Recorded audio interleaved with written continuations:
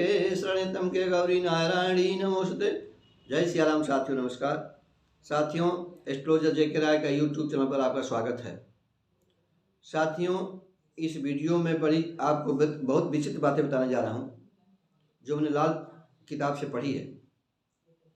साथियों, आपने सुना होगा कि यह आपका ग्रह अस्त है, यह आपका कुंडली का भाव सुप्त है, यह जागृत है। इस वीडियो का यही थीम है, यही मतलब विषय है कि कब कौन सा ग्रह जागृत होगा,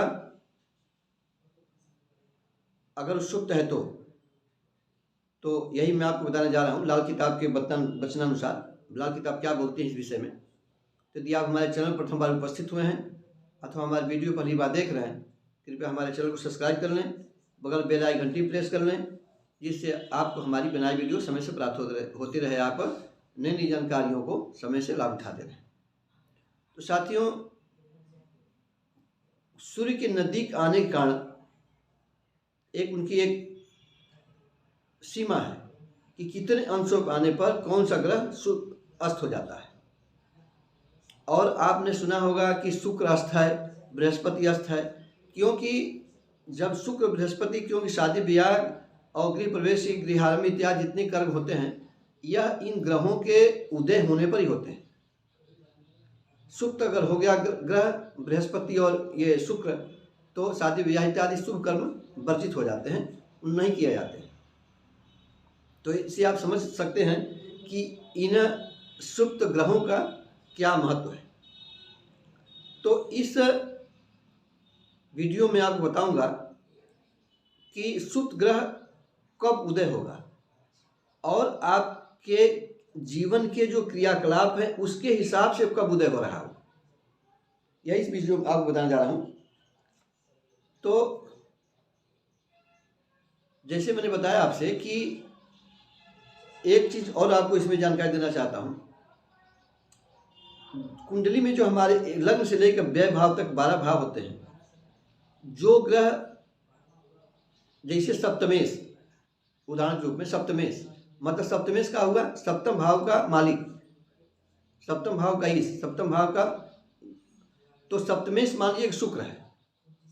सप्तमेश में अगर वृष और तुला राशि बैठी है, उसका मालिक हुआ सप्तमेश हुआ, और वृष का भी मालिक शुक्र होते हैं और तुला का भी शुक्र होते हैं, सप्तमेश शुक्र हुए मान लीजिए। तो अगर शुक्र किसी वजह से अस्त है तो वह कब जागृत होंगे, वो पंचांग के हिसाब से जागृत अलग व्यवस्था हो जाएगी। क्योंकि आपकी कुंडली में वो अस्त है जो है, तो वह आपके जीवन में अपना कब प्रकाश दिखाएंगे, यही इस विषय इस कुंडली का भाव है, मतलब ये विवेचना है इस वीडियो की जो है।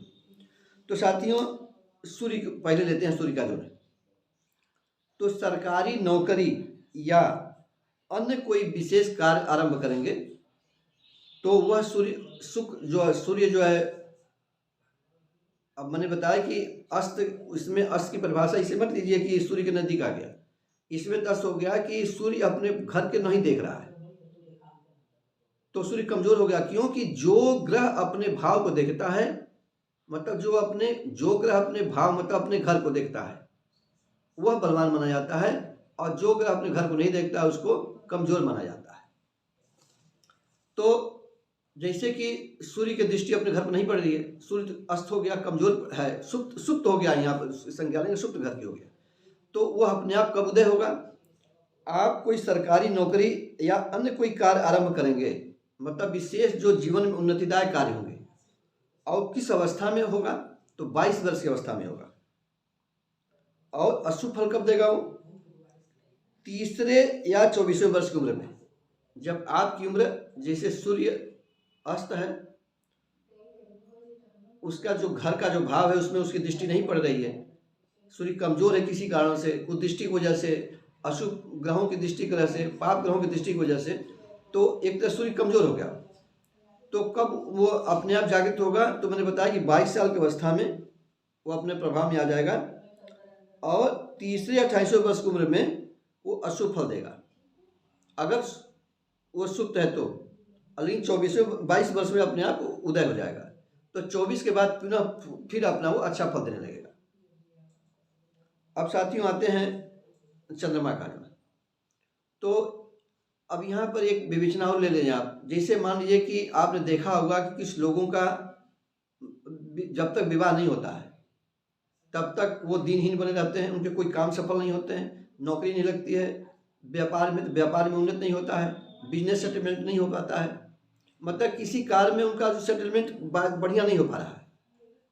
तो इसमें जिससे कि मान लीजिए कि यदि चंद्रमा इसका कारक हुआ तो विवाह जब आप करेंगे, अब विवाह की रूपरेखा शुरू हो जाएगी, तो चंद्रमा जो अशुभ प्रभावदायक था वह सही हो जाएगा और 24 वर्ष की उम्र के बाद जो है अपना प्रभाव दिखाने लगेगा, आपकी परेशानियां ठीक होने लगेंगी। अब साथियों आते हैं मंगल। तो मंगल जो है अगर शुक्र ग्रह में है तो स्त्री से संबंधित कार्य आरंभ के समय में, स्त्री से संबंधित कोई भी काम हो सकता है। जैसे मानिए कि इसी संबंधित एक विवाह भी हो गया, स्त्री के लिए आपने कुछ आपकी विवाह हो तभी तो स्त्री आएगी, तो स्त्री के विषय लिए आपने कोई संपत्ति खरीदी, उसके कोई घर बनवा रहे हैं, कोई विशेष कार्य कर रहे हैं, तब मंगल अपने आप जागृत हो जाएगा और अपना शुभ फल देना शुरू कर देगा अपना। अब साथियों आते हैं बुध के विषय में। तो बुध कब उदय होंगे, मतलब उदय होंगे कब, जागृत होंगे अगर कुंडली में वो अशुभ अवस्था में तो व्यापार के, चूंकि बुध जो है व्यापार का कारक होता है, व्यापार रिश्ते में बनिया कहा जाता है, तो व्यापार के आरंभ में या कन्या या बहन के विवाह के समय बुध जो है अपने आप अपने एक्शन में आ जाएंगे और 34 वर्ष की अवस्था में अपने प्रभाव में आकर के उनके जो अशुभ प्रभाव थे उसमें वो शुभ फल देने लगेंगे। साथियों ये सारी बातें लाल किताब के हिसाब से आपको बताई जा रही हैं। लाल किताब इस विषय में क्या कर रही है, शुक्र ग्रह के विषय में यह विषय है। चूँकि आज के ज़माने में पूजा पाठ कम, टोटके जरूर ज़्यादा पसंद करते हैं, लाल किताब सब टोटकों से भरमार है। वो बताती है कैसे कैसे क्या करेंगे तो कैसे आपको फल मिल जाएगा, क्या पानी बहा देंगे तो कौन सा ग्रह ठीक हो जाएगा, कौन सी कहा गाड़ देंगे तो ग्रह ठीक हो जाएगा। यही लाल किताब का उद्देश्य होता है। तो ये आसान उपायों में हमको अच्छा मिल जाता है, बिना तो मेहनत करने की जरूरत क्या है, आपको फल मिल गया अपने आप।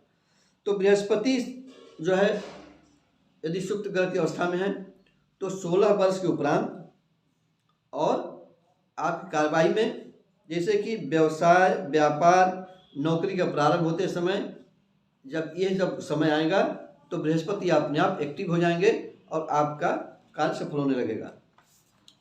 अब शुक्र आते हैं, तो शुक्र यदि सुप्त अवस्था में है तो विवाह, चूंकि शुक्र स्त्री का कारक होता है, पत्नी का कारक होता है, अगर पुरुष आप हैं तो स्त्री कारक हो गया, और अगर पत्नी है आप, अगर स्त्री हैं तो शुक्र है वो तो स्वयं हो जाता है, पत्नी का कारक जो होता है, पति का कारक बृहस्पति होता है, और पुरुष के लिए पत्नी कारक शुक्र हो जाता है। तो विवाह हो तब जो है शुक्र अपने आप एक्टिव हो जाता है, अथवा 25 वर्ष अवस्था के बाद शुक्र अपने आप एक्टिव हो जाएगा। अब साथियों आते हैं राहु का जो नहीं, शनि का जो है। तो यदि आप कोई मकान संबंधित कार्य कोई प्रारंभ करते हैं मकान बनाने के लिए, अथवा ऑटोमेटिक 36 साल की अवस्था के बाद शुक्र जो शनि है वो एक्टिव हो जाएंगे और आपका काम शुरू हो जाएगा। अब साथियों राहु तो ससुराल से संबंधित कार्य के समय में, ससुराल के संबंधित कोई आप कार्य करते हैं तो शुक्र जो राहु है अपने आप एक्टिव हो जाएगा और आपका काम शुरू हो जाएगा। अब केतु, संतान के जन्म के समय केतु जो शुक्र ग्रह का जो है केतु, वो अपने आप एक्टिव हो जाएगा। तो साथियों इसमें हमने लाल किताब में जो शुक्र ग्रहों के विषय में जो जानकारी हमने पढ़ी, आपको मैंने बताई कि सबके कुंडली में शुभ अशुभ फल प्राप्त होते हैं, कौन सा ग्रह अच्छा है, कौन सा बुरा है, कौन सा सुप्त है, कौन सा जागृत है, तो उसके हिसाब से जीवन में सुख दुख प्राप्त होते हैं। जैसे मानिए कि भाग्येश है, भाग्येश का हुआ, भाग्य के मालिक जो 9वें घर का जो मालिक हुआ भाग्येश हुआ, तो यदि भाग्येश सुप्त है तो कब एक्टिव होगा वो, लाल किताब का यही परामर्श है कि कब एक्टिव होगा। तो जैसे मैंने कहा कि चंद्रमा यदि भाग्येश हुआ तो विवाह के बाद वो उदय होगा, तो आप खूब हाथ पैर मार रहे हैं, आपका काम नहीं बन रहा है, लेकिन विवाह होते ही आपका भाग उदय हो जाएगा। तो यह एक ग्रहों से संबंधित उपाय होते हैं जो लाल किताब ने अपने मार्गदर्शन दिया है, वो मैंने आपके सामने प्रस्तुत किया। यदि आपने हमारे चैनल को अब तक सब्सक्राइब नहीं किया है, कृपया सब्सक्राइब कर लें, जिससे आपको नई नई बातें समय से पता चलती रहें। और आपने हमारे वीडियो को शुरू से अंत तक देखा, इसके लिए आपको बहुत बहुत धन्यवाद। मिलते हैं अगले वीडियो में नए विषय पर, तब तक के लिए नमस्कार। वीडियो देखने का आपको बहुत बहुत धन्यवाद।